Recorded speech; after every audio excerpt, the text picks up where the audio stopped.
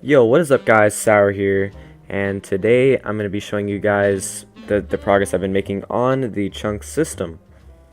So as you can see, the chunk system is saved in a different file than the base game, and that's because I've been working on it separately.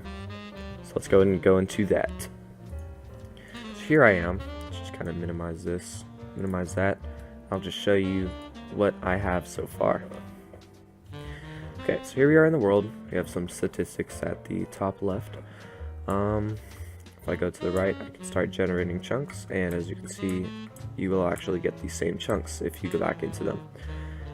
But the thing is, the only problem is that they're not really lined up with each other. You can see this mountain's peaking right here, and then it suddenly drops over here. I still have to align the interpolation between chunks, but for the moment, it's a pretty solid system.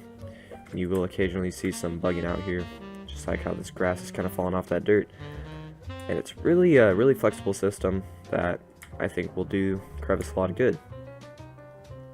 So right now, the settings of the chunk generator are set to kind of generate this mountainous kind of biome that's really easily changed. And but as you might notice, it's kind of a boring generation. There's not really much going on. No trees, no water. But that's alright, because, you know, I can do that later.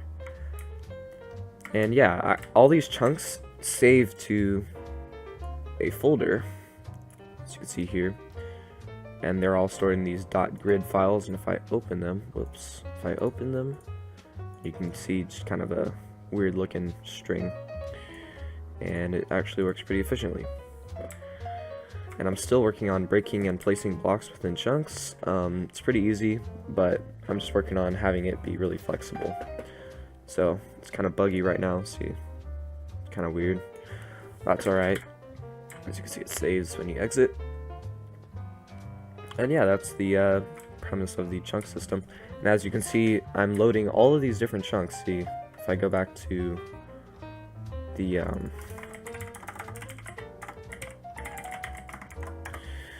chunk test folder, it's saving all these chunks. It has all these chunks, and it's unloading them, and we're running at a solid 500 FPS, and there's 4 instances, so it's really good on the performance.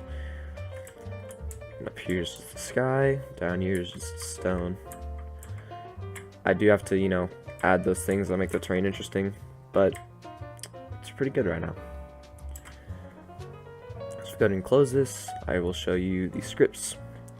So chunks, saving, loading, tiles, generation, misc.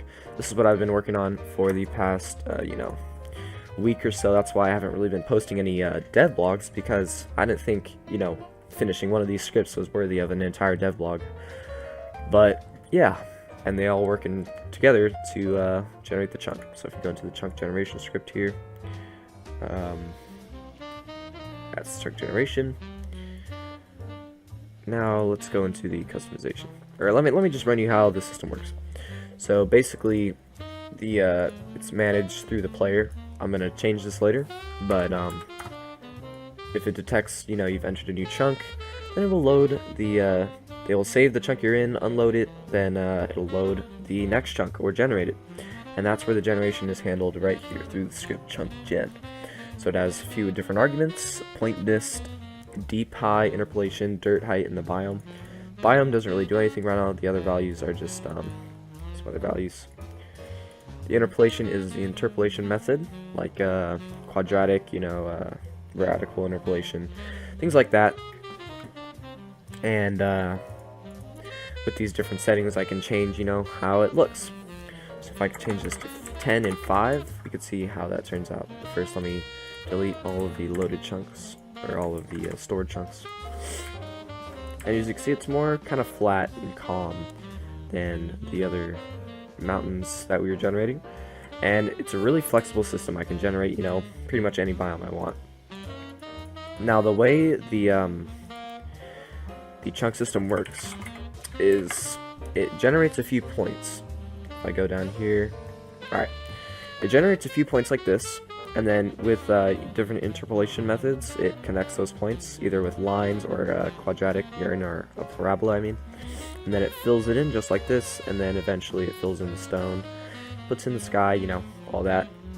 And these are some different interpolation methods. Right now I'm using, I believe, this right here. And this is how it looked like in the beginning. You know, I always post on the dev blog, so make sure you guys are following that. And I can also change the size of the chunks to generate more things like this.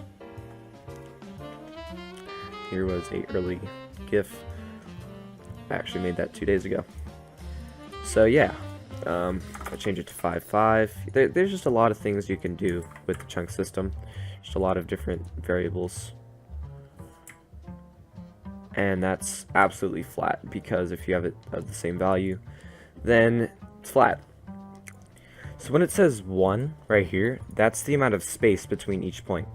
So if we go to the blog, you can see there's a space between each point. And just imagine that each of these points is a pixel. So 1, 2, 3, 4, 5, 6, maybe 6 would be the space between these points.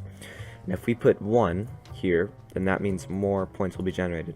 So a value that I like to keep it at is about 5. If you put it at 1, it starts to glitch out, as you'll see in the next clip.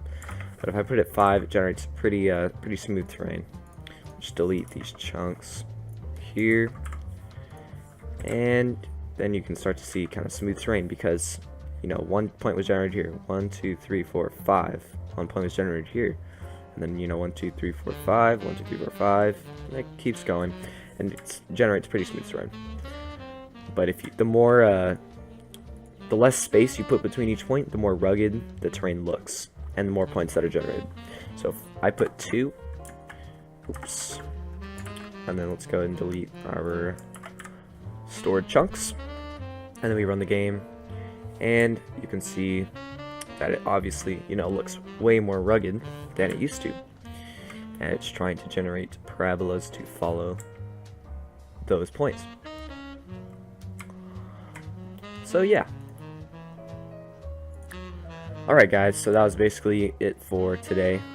I hope you guys enjoyed this little insight into the chunk system, and I hope to do more of these videos in the future.